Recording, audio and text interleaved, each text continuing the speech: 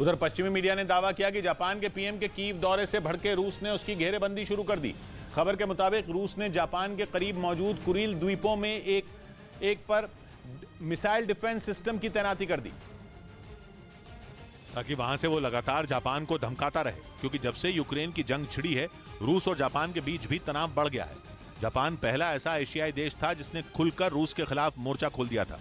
उसने रूस के हमले के खिलाफ पूरी दुनिया से एकजुट होने की अपील तक कर दी थी। इतना ही नहीं, जापान ने भारी भरकम रकम यूक्रेन भेजकर भी जेलेंस्की की मदद की थी।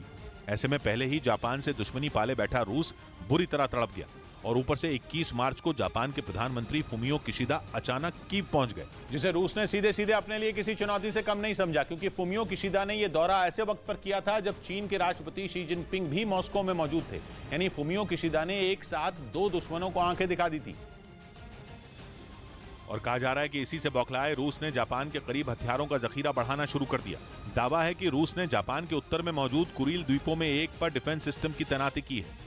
उत्तरी प्रशांत महासागर में पड़ने वाले कुरिल द्वीपों पर जापान अपना दावा करता है, लेकिन इनमें कई द्वीपों पर रूस का कब्जा है और उन्हीं में एक पर रूस ने डिफेंस सिस्टम को तैनात किया है।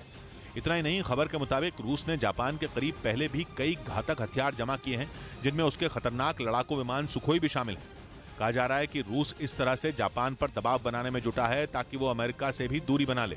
इधर मुंबई के पास विरार में एक लड़की के गैंगरेप का मामला सामने आया। पुलिस ने गैंगरेप के आरोप में 2 लोगों को गिरफ्तार कर लिया, जिन पर आरोप है कि उन्होंने पहले तो लड़की के साथ मौजूद उसके दोस्त को बुरी तरह पीटा, फिर लड़की का गैंगरेप किया। पुलिस ने इस मामले की शिकायत मिलते ही उन दोनों आरोपियों को गिरफ्तार कर लिया।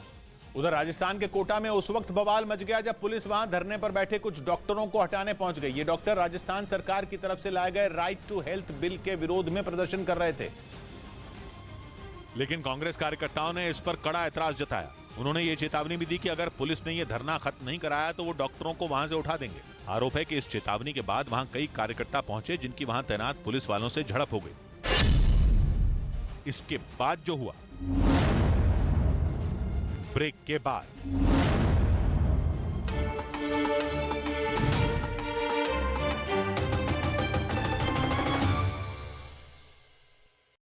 यानी राहुल गांधी की संसद सदस्यता जाने के मुद्दे पर किसी पार्टी ने खुलकर तो किसी ने दबी जबान में बीजेपी पर निशाना साधा।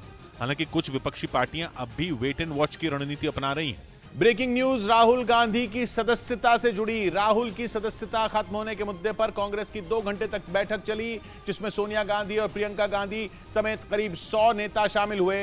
हालांकि कांग्रेस मुख्यालय में हुई इस मीटिंग में राहुल गांधी नहीं आए। सूत्रों के मुताबिक इस बैठक में एक सांसद ने यह राय रखी कि कांग्रेस के सभी सांसदों को इस्तीफा दे देना चाहिए। हालांकि इस पर कोई अंतिम फैसला नहीं हुआ। इसी तरह प्रियंका गांधी ने कहा कि कर्नाटक में चुनाव जीतकर इसका जवाब देना चाहिए। कर्नाटक में कुछ ही महीने बाद विधानसभा चुनाव होने। इस बैठक में आगे फैसले लेने के लिए एक कमेटी बनाने की बात भी तय हुई।